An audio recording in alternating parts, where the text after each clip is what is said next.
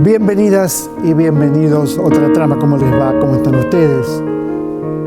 Pensaba que estamos cerca de fin de año y la historia argentina es tan compleja, tan brutal en ciertos temas, tan brutal, que cuando leí un libro cuyo título es Los nietos te cuentan cómo fue, pensaba, no es ficción, no es ficción. Veía los dibujos del libro y pensaba, qué imprescindible es que estas historias lleguen a mucha gente. Y qué imprescindible que es que estas historias lleguen a la gente más joven, aquellos que no vivieron la dictadura. Y en épocas de negacionismo, este libro, vamos a conversar con las autores que están aquí con nosotros, Analía Argento, Mariana Zaffarona Islas, Sabrina Gugino, que es la ilustradora y es nieta restituida. Ahora, uno piensa, de pronto alguien tiene una identidad que no es la verdadera, pero siempre hay un punto, hay un momento, una circunstancia donde irrumpe lo real de la verdad, irrumpe la sospecha, eso que dice y no dice, eso que está y no está. Las historias que cuentan, y cuando dije estamos cerca de fin de año, pienso en los nietos sustraídos, robados, a quienes les dieron identidad falsa, de mentira, en la época de la dictadura militar argentina, en la época del genocidio. Pienso, ¿cómo pasarían esas fiestas de fin de año? ¿Cómo vivir sabiendo o presintiendo que uno no es uno, que uno es otro? ¿Cómo vivir presintiendo que ese padre y esa madre que tengo frente a mí no solamente es mentira que son mis padres, sino que además son delincuentes? Delincuentes que tienen que estar donde están los delincuentes, en la cárcel. Digo esto porque en esta época me parece importante que estos libros existan, que se lean. Digo esto pensando en Estela de Carlotto, mujer admirable, si las hay. Y lo digo también porque Otra Trama siempre fue un programa donde la cultura y los derechos humanos van juntos. Y si no van juntos, ¿de qué hablamos cuando hablamos de cultura? ¿De qué hablamos? De nada. Cambio de tema y me voy a un libro de Enzo Maqueira, Higiene sexual del soltero. Y uno diría, bueno, habla de sexo. Sí, habla de sexo, hay mucho sexo en la novela, mucho sexo. Ahora bien, la pregunta es, ¿el sexo es el sexo? Digo, ¿qué significa cuando uno habla de la sexualidad? ¿Qué significa en un mundo hoy una sexualidad que ha estado amenazada, que ha construido patriarcado, que ha construido discriminación, que ha construido violencia, que ha construido amor, sobre todo amor, mucho encuentro? La sexualidad es maravillosa, obviamente, no tenemos ninguna duda, pero Maqueira, contando las aventuras sexuales del personaje, contando desde la escuela primaria cómo se va formando, creando eso que se llama hombre, está diciendo mucho más que lo que está ahí escrito. Está contando una historia que tiene que ver con la construcción del macho argentino, la construcción del hombre. Y hoy sabemos que todo esto no solo es relativo, sino que hace también a las conductas que tienen hombres y mujeres en la historia de un país. Por eso lo invitamos a Enzo Maqueira. Y Lucas Petersen, a quien conozco desde hace tiempo y que de pronto escribe un libro donde sinceramente, lo digo de verdad, no conocía a nadie yo. Toma 5 casos. Pero hay uno que me llamó particularmente la atención. Un hombre que, frente a una mujer que le niega su amor, delante de ella, se suicida. Además de que conozco la trayectoria de Lucas, su rigor periodístico, su inteligencia, además de todo eso, me encontré con otro amigo que es Alejandro Baccario y me dijo, sí, Osvaldo, fue exactamente así. Y me contó detalle por detalle de esa historia que está en el nuevo libro de Lucas Petersen. Como verán, y pensando en el programa que pusimos al aire la semana pasada, el tiempo está fuera de quicio. Como dice nuestro común y querido amigo Hamlet, el tiempo está fuera de quicio, el tiempo está loco. Y en los tiempos locos, lo único que puede salvarnos es el encuentro con el otro. Es que nos amuchemos, es que nos preparemos para lo mejor, que son los encuentros. Así comienza otra trama.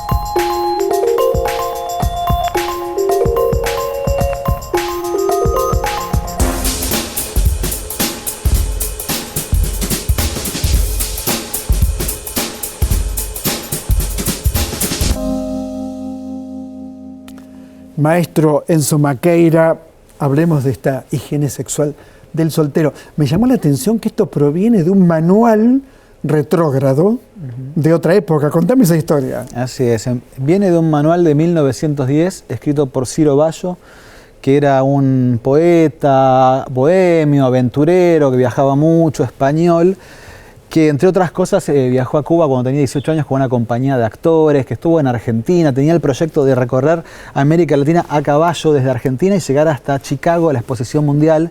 Se quedó en Bolivia, fundó escuelas, en el medio escribió una historia de la Argentina en verso dedicada a la juventud argentina. Bueno, un personaje muy interesante de la época, que a los 44 años dejó de viajar, en el medio se fue a recorrer España con Pío Baroja y empezó a escribir sobre sus viajes. Escribió novelas, escribió poemas y en el medio, como era un tipo que estaba ahí sobre el mango, siempre un laburante, le piden un libro por encargo.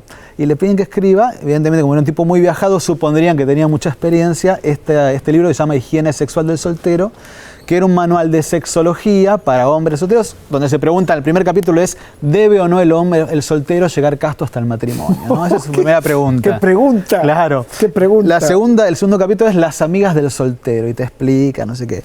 Bueno, así todo el tipo era un poeta, era un bohemio, tenía buenas intenciones. Hay una parte, por ejemplo, donde habla del no es no. Estamos pensando que estamos hablando de 1910. El libro es lo único que se consigue todavía hoy, fue su gran éxito, hay varias ediciones. Yo lo encuentro en la casa de mi abuelo, en Comodoro Rivadavia, en la Patagonia, cuando era chico, en la adolescencia.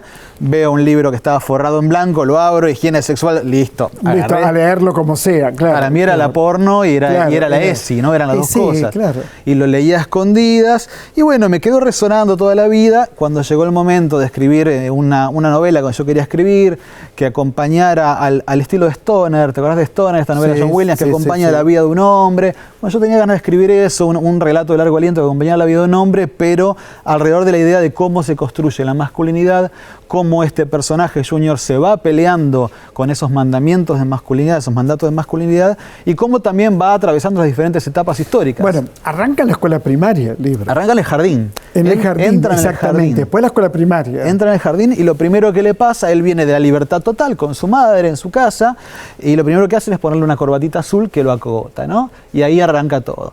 Inmediatamente el siguiente mandato, vos sos varón, él va a un colegio de varones, católico, claro, de curas, claro. Vos sos varón, entonces tenés que ser bueno para los deportes, tenés que ejercer la violencia, tenés que defenderte de las trompadas, y después a lo largo del tiempo, mientras va creciendo, empieza el mandato de ser exitoso con las mujeres, ¿no?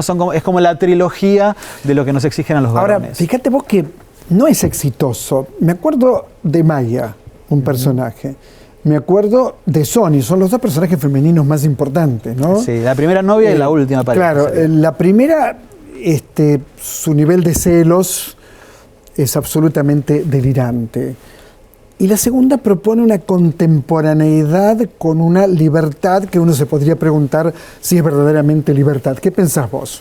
Bueno, lo que le sucede es un poco, son los contrastes y son dos épocas también, ¿no? En su primera relación, en los 90, todavía nadie se replanteaba, o no ese momento no se replanteaba el amor romántico, la monogamia, eran todas cuestiones que no se plantean los personajes y que de alguna manera reproducían los estereotipos y los mandamientos de sus mayores, ¿no? La familia tradicional.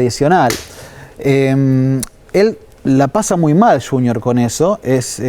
Por supuesto, todo el mundo la pasa mal cuando es celoso, cuando es celado, pero aún así no logra salir y le cuesta muchos años salir de eso. En gran parte porque a él lo educan bajo otro de los preceptos que nos educan a los hombres, y es en la idea de que nuestra sexualidad, nuestro deseo es irrefrenable.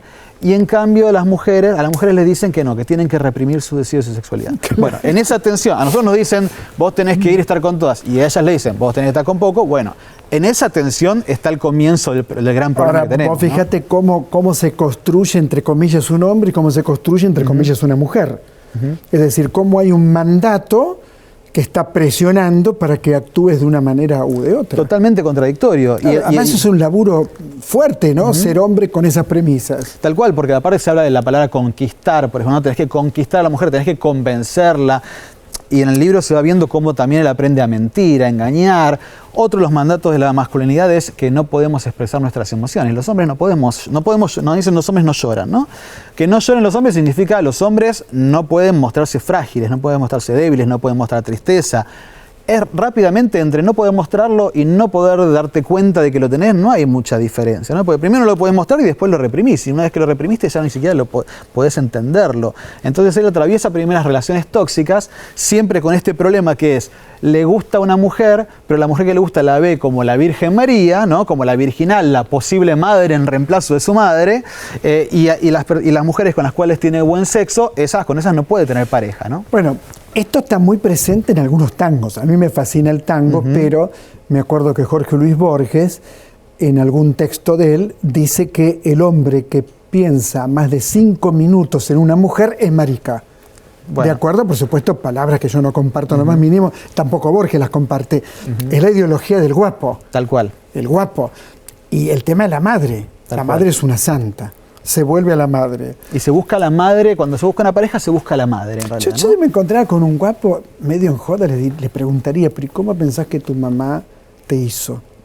No, porque viste que eso queda... El Espíritu Santo. El Espíritu Santo. Tiene que haber sido el Espíritu Santo. Exactamente. Y después, en este aprendizaje que va teniendo Junior a lo largo de la vida, bueno, en un momento llega el feminismo, ¿no? Llega el 2015, Ni Una Menos, y él empieza a sentirse interpelado en su propia infancia, en los problemas que tuvo con los mandatos de masculinidad a lo largo de su vida, en esto de que no podía ejercer la violencia como le exigían, que no le gustaba el fútbol, no era bueno para los deportes como le exigían, y empieza a preguntarse por su vínculo con las mujeres.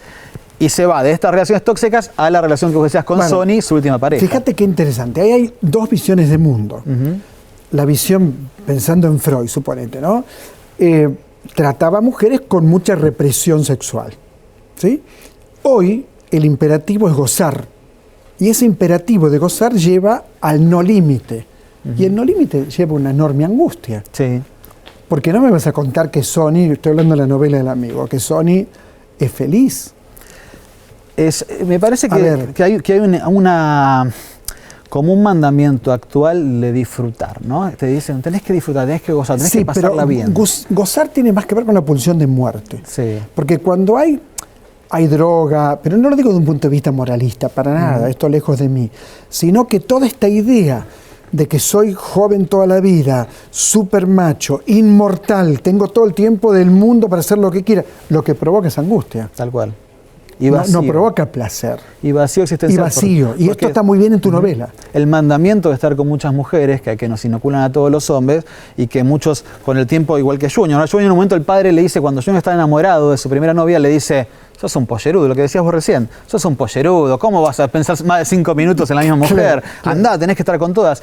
Y él lo hace, ¿no? Le hace caso al padre. ¿Cómo no hacerle caso al padre? El padre no, en el sentido también simbólico y conceptual. Y empieza a estar con muchas mujeres. ¿Y qué encuentra? Que una vez que terminó todo, está vacío y no encontró la satisfacción que pensó que iba a encontrar, ¿no? Claro, porque de alguna manera, aunque parezca, se esquiva el amor. Exacto. Se esquivan las emociones. Se esquivan las emociones, se esquiva el amor. Entonces, si todo vale, no vale nada. Así es. ¿No? Y esquivar las emociones tiene sus consecuencias. Se habla mucho siempre de los privilegios que tienen los hombres y en la novela yo me ocupé de marcar los privilegios que van teniendo los hombres, sus amigos, su padre, el mismo Junior, pero estos privilegios tienen sus costos, ¿no? Un hombre al que le dicen que vos no podés llorar, que vos no podés sentir, que no te podés mostrar frágil, débil, bueno, ¿cuáles son las estadísticas? Acabo de leer justo un informe de la Organización Mundial de la Salud. 3 veces más suicidios hay entre los hombres que entre las mujeres. Justamente, hombres que no pueden decir lo que les pasa, hombres que están obligados a mostrar su virilidad, entonces tienen actitudes temerarias. Sí, tenés que ser siempre viril, siempre viril, siempre, viril. Bueno, sos el macho Paredes. Siempre tenés que estar dispuesto. Se dice que la sexualidad de los hombres es mucho más simple. Ustedes van y ya está. Si fuera tan simple, no habría los problemas que hay de eyaculación precoz, de falta de erección. Hay un montón de problemas, pero falta de deseo incluso. Incluso se nos trata como animalitos salvajes que no nos podemos controlar, ¿viste? Y ya está, y lo calmás y listo. Bueno, a mí yo también quería escribir el libro para mostrar el lado, para complejizar un poco la idea en la que percibimos la sexualidad masculina. Claro, por otra parte, en esa idea no se incluyen otras sexualidades, ¿cierto? Así no se incluye el amor hombre-hombre, el amor mujer-mujer, es decir, todo eso queda totalmente afuera. Sí, incluso la sexualidad más allá de lo falocéntrico, en hombres heterosexuales, parece que fuera como un tabú absoluto. Siglo XXI, vemos a las mujeres en pleno momento de liberación, empoderándose, explorando en su sexualidad, y los hombres, viste, brazos cruzados con la cerveza, acodados a la barra. Yo te diría aterrados. Y un poco también el libro lo escribí para eso. Quería que las mujeres, las lectoras, se asomaran al mundo de cómo nos educan los hombres. Si estamos de acuerdo en todo lo que los hombres hacemos como victimarios, hicimos y lamentablemente seguirá sucediendo durante un tiempo largo contra las mujeres. Está muy claro ese diagnóstico. Ahora, mi pregunta era, bueno, ¿por qué no es 1, 2, 3, 4, 100? ¿Por qué hay millones de hombres que se comportan de la misma manera? Bueno, porque el patriarcado también nos forma. Hay una fábrica de machitos que nos hace ser de esa manera. Eso es muy lindo, una fábrica de machos. Hablemos que es una novela, es decir, que tuvo un proceso de escritura bastante complejo, supongo. ¿Cómo fue ese proceso? Bueno, eran temas que yo venía trabajando en mis otros libros, en parte, tanto en Rodamacho, mi primera novela, en Electrónica, en Hágase Usted Mismo. Son temas que a mí, porque tuve una infancia muy parecida a la de protagonista, siempre me tocaron, ¿no? Yo no nunca di la talla de chico para responder a esos mandatos de la masculinidad óptima, ¿no? Fíjate que en la novela, yo hablo de la novela, nunca jamás de lo personal, siempre la novela. Fíjate que el padre tampoco es un ejemplo, porque el padre que habla tanto engaña a la mujer, tiene un amante. Digamos, o sea que tampoco el padre es un ejemplo. No, nadie es ejemplo de nada, o mejor dicho, sí, son ejemplos de masculinidades. Yo soy el ejemplo del macho, más o menos. Digo. No, yo tampoco quería poner un padre, ¿viste? Porque hay mucha literatura de padres abandónicos, padres golpeadores, padres violentos. Eso me parece que está más que escrito ahora desde el punto de vista de mujeres que empiezan a revisitar eso, y en la historia de la literatura, ¿no? Que pasaba como si fuera normal. Ahora lo leemos desde ahí. Lo que yo quería que fueran hombres que estaban siempre en la mitad, ¿no? Ni tan machistas ni deconstruidos. Tipos que simplemente hacen con lo que pueden con lo que les dijeron que tenían que ser. Exactamente. ¿No? Y esto que te decía, los costos, 3 veces más suicidios, 7 de cada 10 personas que van a un hospital por un accidente de tránsito, traumatismo, conducta temeraria son hombres. 8 de cada 10 que entran a un hospital por prevención son mujeres. Mirá. Entonces, ahí te das cuenta, 1 de cada 5 hombres muere antes de los 50 años. Vuelvo al tema, ¿fue difícil la escritura? Fue difícil, hubo un momento medio catártico por un lado, que fue lo que tenía que ver más con mi historia personal, y después, bueno, viene a hacer literatura.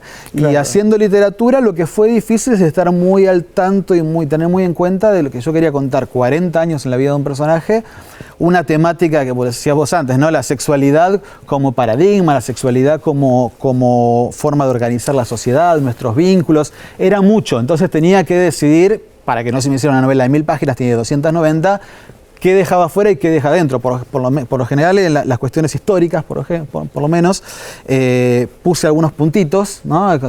El tema del soldado Carrasco y claro, el servicio militar obligatorio, la colimba. Bueno, eso es fundamental. Mi generación, sabías que a los 18 años, hasta un poquito más de mi generación, te tocaba, tu vida se interrumpía y corría riesgo tu vida, ¿no? Y bueno, en el crucero General Belgrano, 323 muchachos de 18 años a la guerra. Los mató el misil que envió la señora Thatcher. Ser hombre significa estar en peligro también. Por supuesto que somos nosotros también los victimarios de las mujeres, eso no está en discusión. Lo que yo quería marcar, y eso fue lo más difícil, estar todo el tiempo en ese equilibrio entre contar una historia sin bajar línea, pero siendo lo más abierto y plural y diverso posible para mostrar esto, cómo los hombres sí somos los causantes del dolor de las mujeres, de la desigualdad, de las humillaciones que reciben las mujeres, pero también somos nosotros víctimas de un sistema patriarcal que nos forma de esa manera. Y hay una vara de la masculinidad que algunos alcanzan y que son esos hombres, ¿no?, que están ahí como amos y señores, pero abajo hay un montón de otros hombres que estamos subordinados a esa masculinidad hegemónica.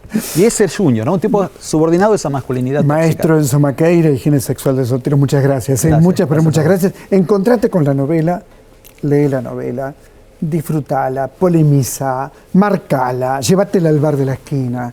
Pero lo importante es que te encuentres con el texto. Siempre esto es lo fundamental. Esto es otra trama y enseguida regresamos.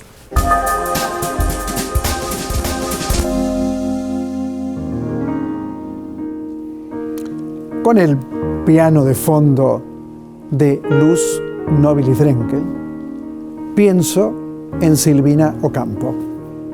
Probablemente leí quizás toda la obra de Silvina, no es una obra extensa. La hermana de Victoria, la mujer de Adolfo Bioy Casares. Pero el libro, y así sucesivamente, tiene trabajos que algunos son de 1938 cuentos, otros son más recientes, pero es una compilación donde Silvina aparece desde la vertiente, en mi opinión, más potente de ella, que es la literatura fantástica. Y lo hace con esa sutileza, con esa precisión en el lenguaje, que la convierte, una vez más, sabemos que falleció hace ya unas décadas, pero una vez más la convierte en una escritora de vanguardia. Yo leo, y así sucesivamente, este libro que estamos recomendando, y me encuentro ¿con qué? Con una escritora de vanguardia, con una joven narradora de vanguardia. No dejes de leerlo. Y así sucesivamente, de Silvina Ocampo. Hoy les hablé, y voy a cambiar de lugar, ¿no?, pero les hablé de un libro que me impactó mucho y que tiene que ver con la propia historia también, ¿no? Los nietos te cuentan cómo fue. Y aquí están, mira. Ahora me voy a equivocar todos los nombres, no se preocupen. Analia Argento, ¿cómo va? ¿Cómo estás? Que no soy nieta. De acá soy la única que no soy nieta. Mariana Zaffaroni, ¿qué tal? Que ya ¿Cómo estuviste están? en el programa. Estuve en marzo con Analia también, pero por separado estuvimos. Mira vos. Y esto lo leo. Sabrina Gulino Valenzuela Negro. Muy bien, gracias. Hay un motivo, ¿no es cierto?, para estos apellidos. Claro, Contame. es mi identidad biológica de mis papás Tulio Valenzuela y Raquel Negro, militantes desaparecidos por la última dictadura cívico-militar, y el Gulino, que es mi familia adoptiva, porque bueno, yo tuve la fortuna de que me adoptara una familia de buena fe, que no tenía nada que ver con el genocidio, ni con las Fuerzas Armadas, ni ningún tipo de complicidad. Así que bueno, puedo mantener mi identidad ampliada. Que mantenés tu relación con... Sí, claro, con mi familia Gulino. Que digamos que vos no llamarías padres apropiadores, no lo llamarías así. No, de hecho la justicia, bueno, ya indicó que que en mi documento estén los 3 apellidos. Así que bueno, yo tuve la fortuna, de hecho, para mis cumpleaños o el cumpleaños de mi hija Arita, vienen los Gulino, los Valenzuela y los Negros. Así que bueno, tuve esa fortuna. Arita, ¿qué edad tiene Arita? 9. 9, divina. Sí, es divina. 9 años es una edad maravillosa. Han escrito un libro que me fascinó, Los nietos te cuentan cómo fue. Libro muy conmovedor, ¿no? Muy conmovedor, con ilustraciones, ¿no? Sí. Excelentes. Gracias. Hablemos del libro. A ver, yo pensé, estuve acá también con vos porque escribí De vuelta a casa, historias de nietos restituidos, y pensé que ya estaba contada la historia, ¿no? Hasta que me llamó Mariana y me decía, no, hay que contar la historia de todos los nietos.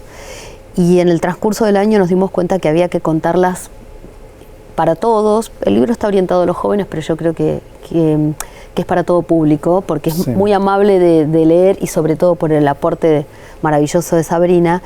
Y creo que es necesario seguir contando las historias, porque faltan muchos nietos por aparecer, porque hay generaciones jóvenes que no saben o que compran otros relatos sobre lo que fue la última dictadura, o que no saben, porque ya dimos por sentado que hubo justicia, que hubo proceso de justicia, que hay memoria, y damos por descartado que eso se cuestione, ¿no?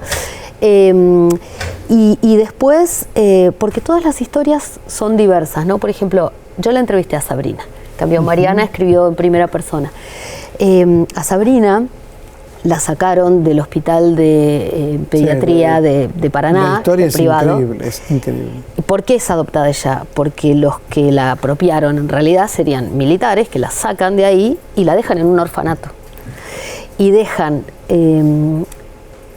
con un escarbadiente trabado el timbre para que salgan del orfanato, y por eso ella entra en el proceso de adopción. Y nunca le negaron que era adoptada. Los papás que la criaron, ella supo siempre que era adoptada, y su hermana también, porque después adoptaron a otra nena. Entonces digo, son diferencias, ¿no? Eso hace también que la restitución sea distinta. Por supuesto, totalmente distinta. Conozco tu caso también. Sí. Se te ve muy bien. Gracias. A las tres se las ve muy bien, ¿no? Gracias. No digo el triunfo de la vida, ¿no? Después de tanta muerte hay algo que tiene que ver con el triunfo de la vida. Sí. Un poco lo que busca contar las 13 historias que están organizadas de una manera un poco particular, que tiene que ver con elegir 3 casos de cada década de los 40 años de democracia. Porque nosotros partimos de una hipótesis, una teoría de que no es lo mismo recuperar la identidad cuando sos un niño pequeño, cuando sos un adolescente, cuando sos un joven o un adulto ya con hijos y una vida bastante formada. Entonces, un poco era contar 3 historias de cada etapa, digamos, para ver cuáles son los desafíos que se presentan en reconstruir no solo la identidad, sino los vínculos con la familia, cuando sos chiquito, cuando sos grande, cuando tenés hijos y les tenés que contar a tus hijos. Primero tenés que hacerte vos cargo de tu historia para poder contarle a tus hijos qué es lo que pasó. Entonces, dentro de ese marco, lo que busca contar la historia, que son muy variadas, y las elegimos justamente que tengan elementos muy variados, que es que más allá de que todas las historias son diferentes, algunas en las que quien recupera la identidad lo hace con alegría, con alivio, porque no tenía buen vínculo con la familia que lo crió, y en otras que fue mucho más difícil, fue con mucho conflicto, con tensiones, etcétera. Sí, no quiero. Claro, no quiero saber, no me interesa. Prefiero no saber, pero que más allá de los caminos por los que se llega, siempre el final es un final optimista y un final donde, como vos decís, triunfa la vida, ¿no? Y triunfa la verdad. Tal cual. Sin la verdad es imposible, ¿no? Sí. Algo que me impactaron fueron los dibujos. Pues ella. Por eso son 13 historias, hay una de Yapa. Los dibujos. Y sí, el laburo gráfico siempre es importante, más en la actualidad. A mí lo que me interesa también rescatar del libro, además de los dibujos, es la escritura que tiene, y que es como pensarlo como un artefacto cultural que tiene muchas entradas, que tiene muchos niveles de acceso para el público lector, porque podés entrarle por los textos, que son hermosos, que son muy amenos, las chicas tienen cada una su estilo, pero son súper llevaderos y como con mucha sensibilidad. Por el otro lado tenés la parte de la historieta, ¿no? Que es como un recurso muy interesante, como decía Héctor Germán Westergel, el padre de la historieta. Nada menos, nada más y nada menos que con una muy buena historieta uno podía contar cualquier historia, digamos, para que los jóvenes puedan aprender. Entonces también está bueno el valor político y pedagógico que tiene la historieta, y ahí cada una de las historias tiene como una novela gráfica que es importante, digamos, que te condensa alguna secuencia fundamental o algún giro de guión de los capítulos, ¿no? de las historias. Yo me conmovía viendo incluso los dibujos. Claro. Es un tema generacional el mío, ¿no? Yo soy parte de la generación de desaparecidos, ¿no? Tengo amigos desaparecidos, bueno, cosas horribles. Y me conmovía ver los dibujos incluso. O sea, incluso ver solamente los dibujos ya me conmovía. Pensaba, ¿a qué edad se puede leer este libro? ¿Desde qué edad se puede? No sé, de cualquier edad, digamos. ¿Sí? Las abuelas de Plaza de Mayo han hecho una labor muy grande, muy inmensa en lo que es construir materiales pedagógicos para niveles inicial, primario, secundario, universitario. Un niño de primario podría acercarse. ¿Séptimo grado? Sí, séptimo grado. Sí, claro. Sexto, séptimo grado. Y si ahí tiene algún docente copado que... Claro. que le haga entrar porque más allá, hay dibujos que son muy fuertes. Nos costó mucho elegir para la tapa por eso, porque hay algunos, el primero, el de Anatole, es fuerte. Anatole, ¿no? y Victoria. Y Victoria es fuerte. El de Carolina también. El de Carolina también. Hay dibujos fuertes que vos decís, me asusta un poco. Por eso la tapa es un poco más amable, pero con cierta melancolía también, porque representa un poco a todos los nietos. La fuerza de saber la verdad, y que es liberadora incluso en el que no quiso saber la verdad, pero al mismo tiempo esa desazón de sabes la verdad pero te encontrás con que sos huérfano en un punto, salvo hay algunos que han encontrado padres, ¿no? Sí, sí. Y la tapa, digamos, sí. un comentario, la tapa también remite a que yo busco a mi hermano mellizo, esa que está dibujada ahí, soy yo, y por ahí también para decirlo que la búsqueda del Melli sigue, y también solo leí en el los libro. de más de 300 nietos y nietas que faltan encontrar. Claro, entonces hay 133. 137. Claro, porque 37. hay 4 casos de este año de embarazadas que se probó que fueron asesinadas antes de que nacieran sus bebés, ¿no? Entonces esos nietos ya no se buscan porque Claro. ya se ha resuelto el caso, lamentablemente. Claro. ¿Vos querías saber la verdad? No. No, yo era de las que me cayó como balde de agua fría, pero... No querías. No. ¿Y al saberla? Y yo cuando me tocó escribir mi capítulo, que fue bastante complejo, me di cuenta que el enterarme siendo adolescente, lo que hizo fue canalizar la rebeldía adolescente en eso. O sea, yo no era una adolescente rebelde, pero con lo que yo me negué o con lo que yo me opuse fue con hacerme cargo de mi historia. Entonces me rebelé por ahí, me rebelé contra mi historia. Entonces hasta que no maduré y hasta que no fui mamá y hasta que no pasó el tiempo, ahí empezaste a poder. Recién ahí pude querer saber. Pero a la larga, o sea, es, como te digo, los finales siempre son, podemos decir entre comillas felices, pero digo, liberadores o optimistas desde el punto de vista de que saber la verdad siempre es mejor que no saberla. Exactamente. ¿Y en tu caso? Y en mi caso, yo, a diferencia de Mariana, como yo fui criada, digamos, sabiendo la verdad de que era adoptada, a mí, digamos, yo me demoré mucho en acercarme a abuelas porque no me daba el perfil, digamos. Yo veía los casos de nietos emblemáticos, el de Vicky Donda, Vicky Montenegro, Juan Cabandier, y no me daba el perfil porque no tenían mis viejos no tenían ni relación con las fuerzas de seguridad, nada, era gente muy sencilla, que me habían dicho la verdad, y yo, bueno, me fui a estudiar a Rosario. Y en la Facultad de Comunicación Social de Ciencia Política había el quilombo del 2001, la toma de la facultad, de los scratches, y yo acompañaba, yo he ido a scratches sin haber restituido mi identidad. Entonces fue como un paso de saldar esa duda de por haber nacido en el 78, acercarme a las abuelas. Y yo cuando llamo a abuelas, yo llamo un miércoles para tener una presentación espontánea, a mí me cita la justicia de Paraná el domingo. O sea, se cruza mi deseo de saber con una investigación que se venía llevando adelante desde el 2005 de Paraná. Y bueno, y ahí sí, yo realmente, bueno, es muy fuerte, las historias son todas tremendas, digamos. Al principio, al final, yo creo que al principio era mucho más inconsciente de lo que significaba tener esa historia, digamos, que lo que soy ahora de, bueno, de tener que ayudar, acompañar a buscar al Meche y a ¿De tu los papá hermanos. supiste toda la historia, de tu mamá también? Por supuesto, yo en ese momento... Que es una historia conocida. Es una ¿no? historia que está en el libro de Bonazo, Recuerdo de la Muerte. Tucho Valenzuela. Tucho Valenzuela, está en un libro de Rafael Bielsa, que se llama... Lo leí enteramente y creo que fue terriblemente injusta la dirección de Montoneros con tu papá. Fueron verdaderamente siniestros, porque él los salvó de la muerte de ellos y ellos lo traicionaron y lo mandaron a la muerte. Esto es lo que yo pienso.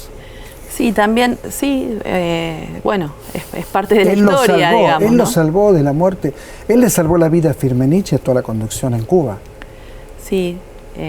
Y ellos lo degradaron y lo condenaron. Lo cual te muestra que la conducción de Montoneros era bastante siniestra. La conducción, no los militantes, la conducción. Lo que hicieron con Tucho Valenzuela fue terrible. Me lo contó con lujo de detalles Bielsa, que estuvo acá en este Claro, programa. en el libro de él. Hablando del libro. Claro, yo vi el programa Tucho o Lo Irrevocable de la Pasión. Exactamente. Sí. Exactamente. Y también, bueno, rescatar el valor también de mi vieja, porque el hecho de que él se fugara La garantía era ella. en México, bueno, pero fue un acuerdo que hicieron ellos dos, ¿no? De que él no iba a colaborar con los militares, sino que se iba a tratar de fugar. Claro. Entonces también, en ese sentido, rescatarla a ella de Obvio. su valentía, ¿no? Porque Por supuesto. también fue una coherencia hasta el último minuto de su vida que tuvieron. Para entender hay que ir a la época. Es absurdo Sí. juzgar, opinar y hablar fuera de ese contexto. Es imposible.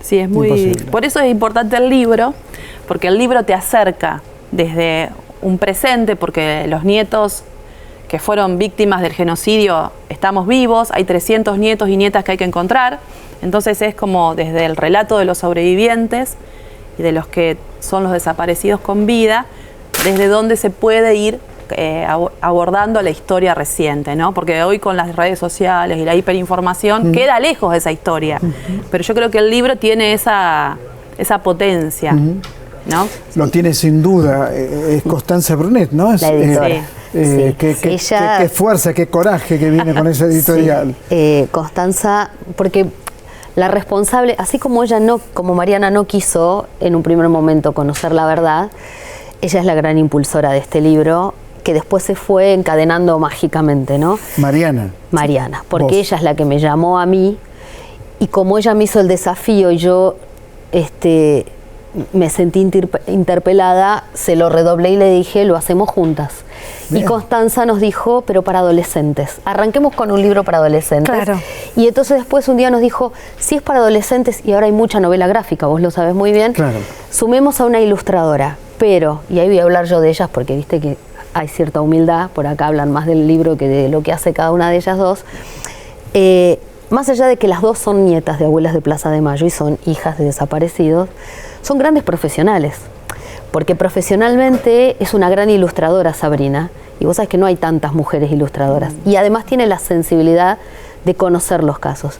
Y Mariana, que tiene un currículum muy amplio porque tiene varias carreras y ya escribió un libro para jóvenes de historia, tiene una pluma. A mí me gustan más sus capítulos que los míos, te digo la verdad. Pero tiene la sensibilidad. Es buena. Sí, y tiene una sensibilidad, porque es parte de esa Y historia. bueno, es que es eso, la escritura te lleva el cuerpo. Claro, pero además Es toma el un cuerpo. poquito de distancia, porque nosotras somos instrumentos de lo que cuentan los demás, y por eso le costó mucho su propio capítulo.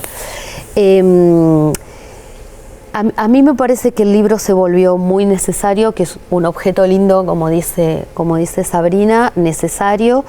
Y además para mí en lo personal es el ejemplo de que yo no estaba teniendo tiempo de escribir, me devolvieron la oportunidad de escribir porque entre tres es más fácil, y de que juntas mágicamente, porque no somos amigas y ahora somos grandes compañeras de trabajo, porque además son muy trabajadoras. Yo soy workaholic. Son y compinches. ellas sí.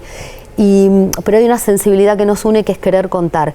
Y así como Mariana no quería, o como Sabrina buscaba, en el libro, por ejemplo, está la primera nena que pidió al Congreso que se derogue su adopción. Está el caso de Ezequiel Rochestein Tauro, que fue a la corte para que no le hagan el examen de ADN y después en la justicia declaró en contra de los militares.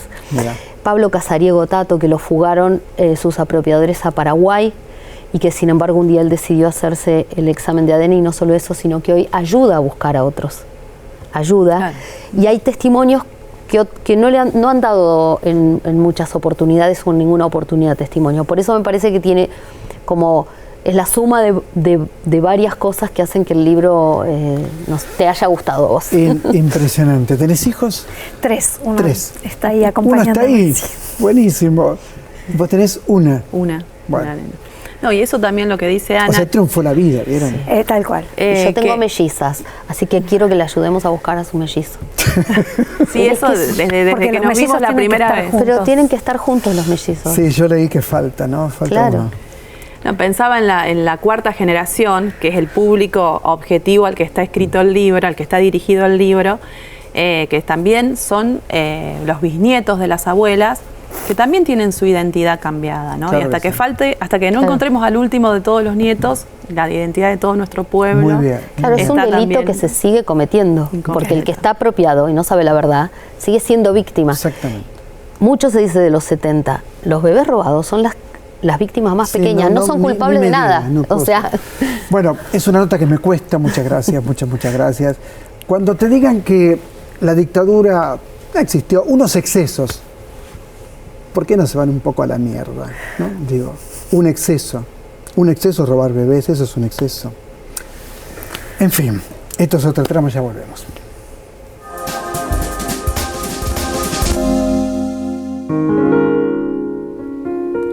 La Biblioteca Nacional tiene hoy una muestra con algo que es inherente a nuestra cultura. Te diría que aunque te hayas formado con los Beatles y los Rolling Stones, el tango siempre tiene que ver con nuestra identidad. Tango que fuiste y serás en la Biblioteca Nacional. Esto ocurrió el día de la inauguración de la muestra. Te vas a encontrar con letras de canciones, te vas a encontrar con figuras de la época, con tapas de Antena y Radiolandia, con objetos que tienen que ver directamente con cómo se escuchaba tango, con fotografías. Y por supuesto, pensar todo lo que significa el tango. Porque uno puede encontrar letras que hoy suenen muy machistas, ¿no? Tomo y obligo, mándese un trago, de las mujeres mejor no hay que hablar. Terrible las letras. Pero eso corresponde a una época, a un tiempo. Nadie dice que en un viejo almacén del Paseo Colón, todo sucio y harapiento, una tarde encontré un borracho sentado en oscuro rincón. Nadie habla así. Sin embargo, ese es el ADN. Sabe que es condición del varón el sufrir. La mujer que yo quería con todo mi corazón se me ha ido con un hombre que la supo seducir. No pertenece eso a nuestra actualidad, pero pertenece sin duda a nuestro ADN. Pertenece probablemente a un eco que de pronto aparece incluso en la vida cotidiana, incluso en el lenguaje. Cambio de tema. Me voy a saludar, ya les hablé, ¿no es cierto?, de Lucas Petersen, pero ahora lo tenemos en vivo y en directo para saludarlo. Maestro, ¿cómo le va?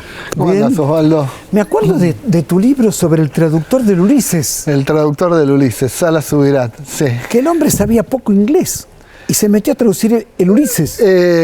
No lo hablaba, había aprendido de manera autodidacta, era un lector de inglés habitual, pero lo que pasó es que se enfrentó a la obra de Joyce, que tiene una enorme complejidad, y al no entenderlo en inglés, como digo en el libro, hizo lo más improbable. En lugar de abandonarlo, dijo, lo voy a traducir para entenderlo. Es un libro excelente, excelente. Y este que tengo aquí, que es Malogrados. 5 relatos biográficos Yo te voy a ser franco de entrada, no conocía ninguno de los 5. Te pido por favor que lo expliques. Bueno, Malogrados es una colección de 5 relatos biográficos, es decir, son pequeñas biografías, no retratos, no perfiles, sino pequeñas biografías, así muy consistentes desde el punto de vista documental, digamos, muy rigurosas, o pretenden serlo, ¿no? Desde ese punto de vista, sobre 5 escritores que murieron jóvenes. Pero la cuestión del desconocimiento para mí fue fundamental, y se conecta con lo de 5 relatos biográficos. Hay como una intención de contar historias de no ficción, historias de vida, y me parece que funcionaban mucho mejor si esos escritores que murieron jóvenes eran completamente desconocidos, o muy desconocidos, si no completamente, porque ahí cuando uno está leyendo, bien podría estar leyendo una biografía apócrifa, como las que escribía Borges, o tantos, o Chitarroni, no sé, hay toda una tradición de biografías de personajes que no existieron. Estos sí existieron, pero son tan olvidados que es como si no hubieran existido. Nombrar primero. Horacio Mendizábal, ¿Qué le pasó? Un poeta negro del tercer cuarto del siglo XIX, murió en la fiebre amarilla de 1871. Exactamente. Y ahí encontré dos cuestiones fundamentales. Una, que más allá de sus valores como poeta, que eran relativamente modestos, tiene algunas piezas ensayísticas, sobre todo el prólogo a su segundo libro, que es un alegato muy potente contra el racismo, porque de alguna manera su vida desmentía el mito de la meritocracia. Él era negro, afroargentino, dice, bueno, voy a hacer todo bien, voy a hacer lo que me dicen que tengo que hacer. No escribía peor que otros poetas que sí tenían reconocimiento. Y de la época. Empieza a detectar que evidentemente ahí hay una cuestión de racismo. El segundo. Para que hay una cosa, Sí, Mendizábal, la hago muy cortita. No, por favor. Tengo toda la impresión, lo presento en el libro, que quizás José Hernández ahí tomó alguna idea. Claro, para el Martín Fierro. Exactamente. Una parte del disparador argumental de Martín Fierro es muy parecido a un poema de Mendizábal, y Hernández lo conoció a Mendizábal. El segundo es Goicoechea Menéndez, un poeta modernista cordobés, un bohemio empedernido, un personaje mitómano, mentiroso, un fabulador, estafador. Sí, también un buscavidas, y terminó fundando, acá no es conocido, en Córdoba por ahí un poco sí, se ha reeditado algo de su obra, pero terminó fundando la narrativa nacionalista en el Paraguay, digamos. Fue uno de los fundadores de la prosa, de la cuentística paraguaya. Ya es muy importante. Muy importante. Y él se enfrenta o discute con otro paraguayo. En realidad, hay una pelea ahí en la posguerra, digamos. Paraguay está como debatiendo su identidad después de la tragedia de la Guerra de la Triple Alianza. Los sectores nacionalistas buscan fundar el mito del Paraguay en esa guerra perdida, cosa que efectivamente terminan logrando, y hay sectores que dicen que esa narrativa nacionalista lo que oculta es la verdadera tragedia del Paraguay, que es la pobreza, la miseria, y el que se enfrenta es Rafael Barret, que era español, claro, en realidad, Rafael Barret, exactamente, radicado español. en Paraguay. Ahí hay una tensión. ¿El otro? El otro es Rip Alberdi, que fue uno de los principales dirigentes de la reforma universitaria, al punto de que fue el presidente de la delegación argentina al Congreso Internacional de Estudiantes en México, una figura muy importante en ese movimiento, pero muy olvidada, entre otras cuestiones porque murió joven. Entonces, todos murieron jóvenes. Claro, pero ¿por qué se ha olvidado Rip Alberdi pese a que fue una persona importante en el movimiento reformista? Ahí la muerte para mí es importante en el sentido de que él no tuvo un desarrollo político posterior, como lo tuvo Gabriel del Mazo, claro, o Julio González o Deodoro Roca, por el cual su actuación durante la reforma universitaria fue entendida como precursora de un desenvolvimiento político ideológico posterior. Ripa Alberdi corta eso y queda como en un momento, lo que dijo en la introducción, ¿viste? Eso de que para mí Malogrados no es que murieron y tenía una obra potencial que se perdió, sino Malogrados en el sentido de que la muerte joven como que cristaliza un proceso de evolución que no se completa. Son escrituras, literaturas muy inestables. Lo que no entiendo es cómo los descubriste. Buscando. Pero no entiendo, estabas en tu casa jugando con tus hijos, 2 hijos. Sí, 2 hijos. Estabas jugando con tus chicos y se te ocurrió hacer esto. Bueno, se me ocurrió la idea y después uno empieza a buscar, a descubrir historias, uno le comenta. Digamos, así me enteré el que vos comentabas, por favor, el de Ríos Patrón, José Luis Ríos Patrón. Ese es impresionante. José Luis Ríos Patrón era un joven crítico, década del 40, 50, que había protagonizado, y esto circulaba como chisme. No me acuerdo ni siquiera quién fue que me lo nombró por primera vez.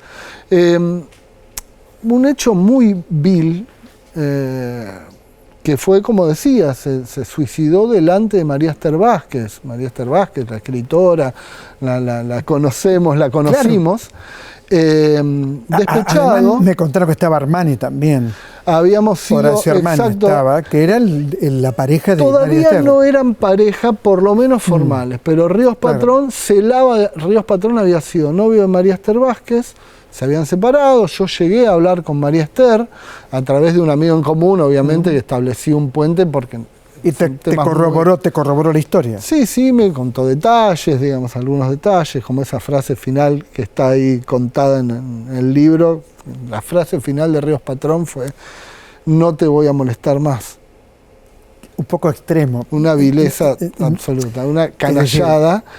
Borges dice, porque todo esto era chisme, ¿no? Hasta que salió el Borges de Bioy Casares, en donde se registran un montón de situaciones de esta historia y de este incidente, y Borges había dicho 2 semanas antes: cuando Ríos Patrón muera, lo van a rechazar en el infierno por insignificante. No puede ser tan cruel, no puede ser tan cruel, ¿no? Bueno, es una historia trágica, tiene mucho que ver también con lo que hablaban con Enzo Maqueira, con lo que eran la concepción de las relaciones entre hombres y mujeres, la cuestión propietaria entre un hombre y una mujer. Claro, era de él. Él creía que era de él. De alguna manera sí, aunque ella me contó, María Esther, que... No, ella eligió siempre Horacio. Estuvieron de novios un tiempo largo. Yo trabajé con Horacio Armani años en La Nación. Mucho tiempo, te aclaro, antes de Cristo. Y trabajé con Horacio, lo conocí, un tipo entrañable, un gran poeta. Un tipo entrañable. Sí, un gran Él siempre estuvo casado con María Esther. Claro, bueno, pero esta es la prehistoria, eran muy jóvenes, eran un grupo de amigos, estaba Manuel Antín también, el grupo de jóvenes poetas, ensayistas, adolescentes. De ahí empezó esa relación. Ahora, qué interesante, ¿no?, en tu carrera meterte con estos temas, crear estos libros, porque también el libro del traductor de Joyce es un libro insólito también. También. Digo, de pronto se te ocurre esto y te lo edita una gran editorial. Dubin, yo compro los libros de Dubin, los compro porque no me los mandan, obviamente, y la verdad que son muy buenos. Es una gran editorial. Tiene, la verdad, que unos títulos, un catálogo, ha construido en los últimos años un catálogo impresionante. Realmente, cuando hablé con la editorial, les dije, yo creo que fue mi primera opción, cuando propuse el libro, porque realmente me parecía que encajaba en el catálogo de Dubin. Bueno, hay que leerlo, Malogrados, ahí está la tapa del libro. Ahí está. Te pregunto, hace tiempo que no te veo, ¿cómo está Tres Arroyos? No, en serio, contame, ¿cómo está? Tres Arroyos está bien. Te deben estar viendo en Tres Arroyos. Hablamos en unos días y te cuento cómo está. Nada, está muy bien. Está bien. Yo cada vez que vuelvo, tenés como familia. Muchos de quienes somos de pueblo, cuando volvemos nos sentimos... Qué lindo. Mariana, mi mujer, me dice, hasta con enojo, que me cambia la cara cuando vuelvo a Tres Arroyos. Gente de Tres Arroyos, un abrazo a la gente de Tres Arroyos. Mirá qué lindo lo que cuenta. Y tu nena está grande. Sí. Está grande, ¿no? ¿Y el 12 varoncito? años, ¿Y el 12 y varón? 8 años. Comentaba, bueno, trabajamos unos Trabajamos años. juntos en el refugio. Osvaldo conoció mucho de años, conozco, de la vida conozco a la privada. esposa, a la familia. No, pero en general te preguntaba. No, te quería decir una cosa, volviendo a Malogrado, sino a mi Sí, vida, sí. que no es interesante. No, es interesante. No es ¿por qué no? interesante. Una vida amorosa. Quien tiene hijos tiene una vida amorosa. Exactamente. No, lo que te quería comentar es cómo termino en esas historias. Yo quería construir pequeños relatos como si fueran cuentos biográficos. Elegí este tema y en el trayecto me fui dando cuenta cuánto se conectaba con Salas Subirát, con el traductor del Ulises, en el sentido no de la rareza, que también está, de lo desconocido, que también podría estar, sino en el hecho, por eso dice, una historia descentrada de la literatura argentina. Son 5 Claro. relatos que se encadenan, Es lo que no está. pero no son escritores ni centrales, canónicos, ni los marginales sistémicos, ¿Viste que digamos. hago así? Porque me dicen Sí, que no. te tenés que ir. Que Bueno, no. son personajes de ese territorio medio que poco exploramos. Te pido por favor que leas Malogrados, te lo pido por favor, lee Malogrados. Lucas Petersen, talento, un libro, cosas que no conocemos, que queremos conocer y que bueno, son parte de nuestra historia y son parte de nuestra historia literaria también. Nos reencontramos en 7 días quizá para hacer otra trama aquí en la televisión pública. Muchas gracias por elegirnos.